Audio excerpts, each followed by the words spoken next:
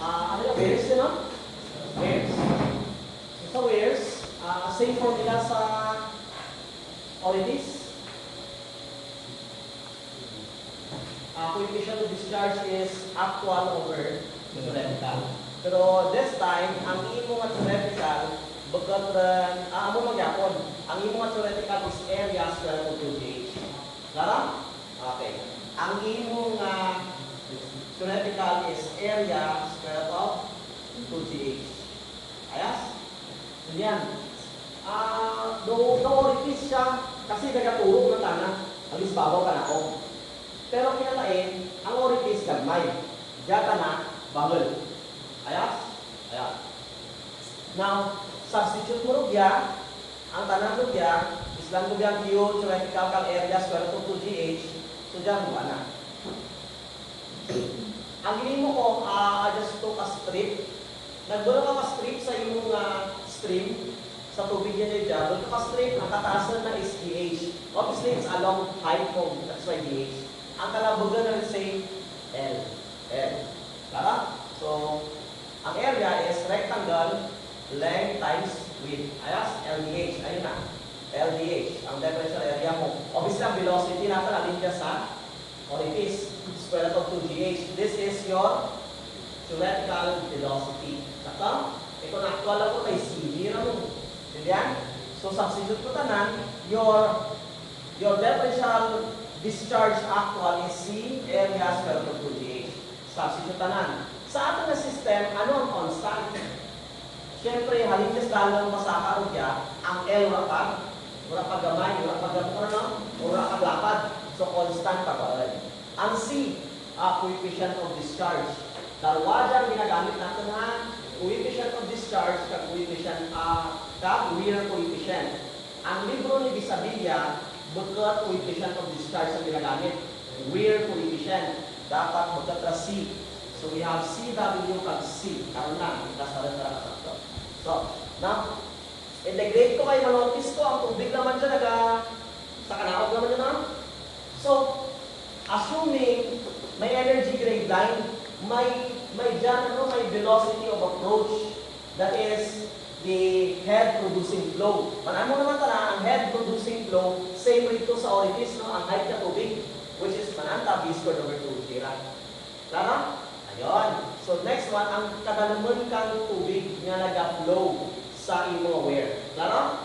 So this is H lang, ang kalapad na is L. Substitute lang tanan. So, manan ko sino constant, sino variable. Ang variable, amo to ang sedlenta. Considering velocity of approach, syempre, di nag-start ang tubig. Okay, diyan ka ma-start isip, pero wala dyan nag-start ang tubig. So, ang tubig diyan ka nag-start sa H sub B. That's why your lower limit is H sub B. Up to din kita ng tubig, up to the I. Claro? That is why H sub B plus H ang upper limit. Hindi yan. Okay, substitute mo na constant siya square root of 2gh, obviously. The integral of x dx is x raised to n. Integral mo na is n plus 1 over n plus 1. Sakto? So that is 1 half plus 1 is 3 halves. Over 3 halves over 3 halves. Sakto? Isaka on this on 2. With limits, h sub b to h sub b plus h. Ayas? Substitute ko dyan h sub b plus h dyan sa h na direct. Upper limit minus lower limit. Nakita nyo dyan formula ka dyan? Di ba? Francis formula, 1.84 LH raised to 3 halves. Check dyan considering velocity of approach. Medyan mo ra. May ina na tanan kay ina na style dyan kara kay Y. Kasi ang C na dyan kara bukat discharge coefficient. This is wear coefficient. Diyan to.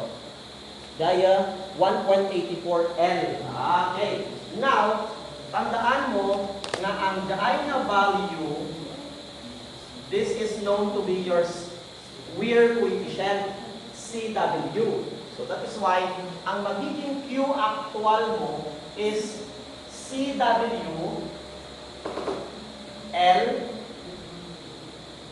H sub B plus H raised to 3 halves minus H sub B raised to 3 halves. Sakto dyan ang formula?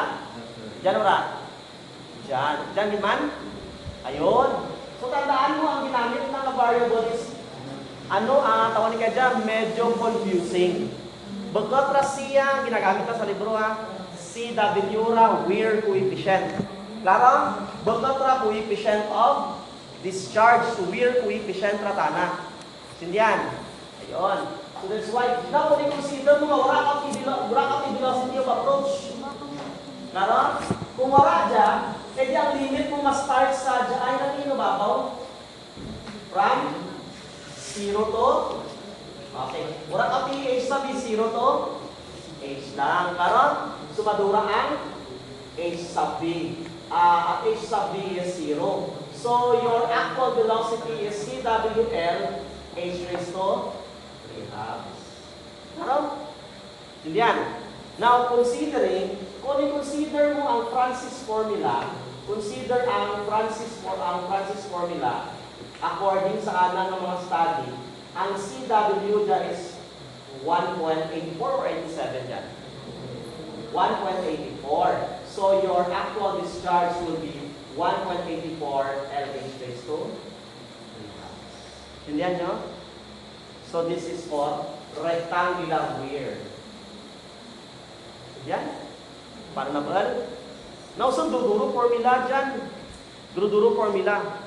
According sa mga studies nanda, kung i-check mo, not the weir coefficient, ang imo coefficient of discharge, sir, nakadalagan sa 0.6, more or less. So that means, bisan mo ang value kang C, gamitin na ka 0.6, ang sabag mo rapid sa answer. Sample kita para kasi.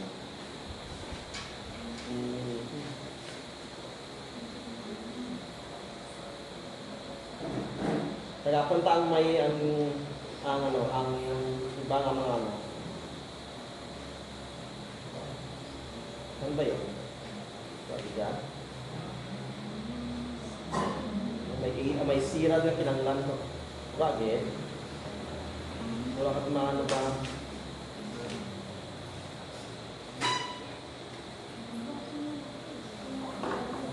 Suppressed. Broad rested, sharp rested, contracted, suppressed. Sige. Sige, ang una problem, 606. Sige, 606. Anong formula ta?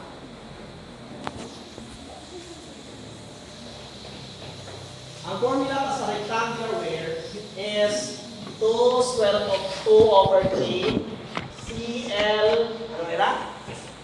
CL square root of G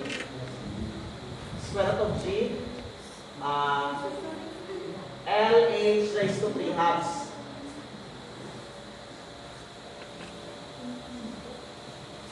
At velocity of approach is 0. Klaro? O basa ang problem nga una dyan. Pane? May birak yung sulat dyan. Karoon lang. Sige, sulat. Basa. A flow of 10.9 cubic meter per second passes over a suppressed weir which is 4.88 meters long. Okay. May dyan naman mga discharge na 10.9 cubic meter per second. Ano pa? May length of a weir na 4.88 meters. Ano pa? Wala ang given. The total depth upstream is must not exceed 2.44. So this is H plus P is 2.44. Sakta? The total depth upstream. Dahil upstream mo, dyan downstream. Ang pagkakot, ang upstream na sir only sa babaw, bakit sa dalam? Pwede lang ang upstream na sa dalam, bakit sa babaw? Kasi most common ang ating mindsetting nga ang pagkaka-upstream sa babaw ka. Sakto na? Pagko sa downstream. Hindi yan niya? Pero pwede yan ang upstream sa dalam? Pwede. Pag ang supply mo halin sa dalam. Kung ikaw ang supply sa babaw, ito ang upstream mo. Karo? So, ang upstream na terminology na state nga, sino ang nag-supply? Tana ang upstream. Pero most common ka mga subak na upstream sa babaw. Kaya tana ang supply. Karo? Okay. Okay. Ang banda, the total depth upstream is 2.44. So, ang 2.44 nila, sir, is the height of crest plus the depth kanimo nga low. Just sa wear. Para sa anong wear raw? Ang wear is necessary to measure discharge naman. That is why ang mga formula dyan is more on discharge formula. Kaya ang wear is used to measure discharge. So, sa ka-system. Ano pa? So, ang na, assume wala kita kamaan na using C is 1.85. Saka, your 1.85 is not coefficient of discharge. Saka, kaya manata ang coefficient of discharge is less than 1. So, this should be CW. Klaro? So, bakit niya CW niya, wear coefficient niya. So, mag-wear coefficient, ganyan na, sir. Dahil karaan na binasturya sa mga. Klaro? Sindihan niya kayo? Abay pang C, no? Mag-wear coefficient niya, Ira. By L pang ikaw, dalawang L. No? Amo diyang wear coefficient na. Klaro? So, tanan na coefficients kang wear, wala ti L, wala ti H. Ang ingod na nga number, amura ang wear coefficient. Klaro? Okay. Now, ano mga question? Velocity of approach, head of wear, height to which the crest should be placed to carry this flow, ha? Problema mo pa ni. Okay. May L. Ay, H lang ang problema. Tanong? To assume mo na takamaan ka 1.85 nga na wala na dito bro ha. Assume ka dahil kang C is equal to 0.6. Substitute pabol mo ang H. Saka? So this is, nataon ka mong patas kay most common kaya 0.6 ang nagamit mo. 10.9 to square root of 2 over 3. Ang C is 0.6 square root of 9.81. Ang L mo is 4.88. H raised to 3 times. So, birang H, high compressed. Di pag-subsolve, wala sa mga divide, answer raised to 2/3. Taon pa. Kira?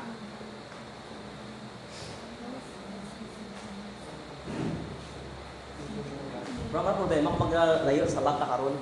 Agi kita ka nga anagid nga sulod nga answer. Kay Y nagtugutan na ka wear coefficient nga 1.85 mo. Intindihan niyo? So answer please. I mean, take a chip solve. 1.17. Okay. H is 1.17. Sa libro ang answer is 1.09 or 1.1. Nag-gets niyo rin? So, pag-abot mo sa wares, automatic always gamita ang C 0.6.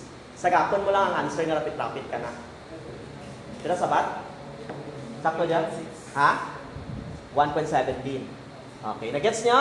Ang answer sa libro is 1.096 or 1.1. Nag-gets niyo? Ayun. May question. So, amo dyan most common kung ka-board exam ka, kung ka-board exam kita, ang C gamitin lang ka 0.6. Pero dapat hindi ka magtalang. Kaya ang C nga dyan, discharge coefficient. Bagat, wear coefficient. Klaro? Ayun. So that means, sir, ano ang formula? Suluhon namon nugyan. Okay, suluhon nyo ang formula nga bagat, nga may C tana. Ang may C. Okay. Pero kung mga 1.67 LH raised to 3 halves, subugot na ang 1.67, amor na ang wear coefficient na.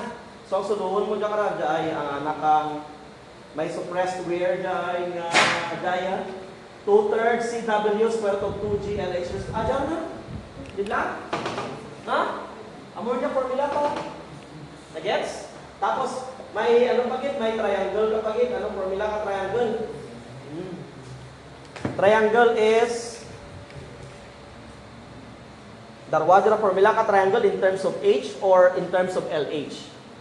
Klaro? Ang 4/15 sa triangle, this is sa rectangle. Sa triangle, ang formula